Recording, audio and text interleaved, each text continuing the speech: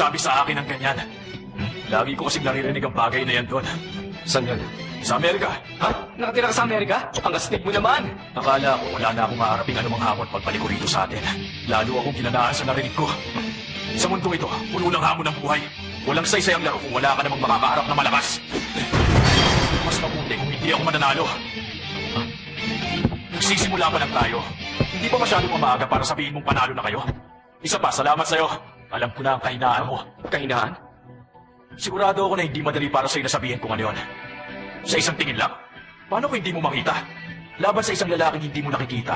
Masasabi ko na imposible nga yun. Kahit na gaano pa ka-athletic ang isang tulad mo sa larangang ito, sigurado akong hindi mo magagawang abutin ng isang invisible basketball style.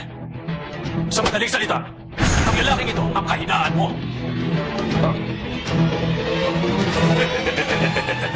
Ang ginagawa mo.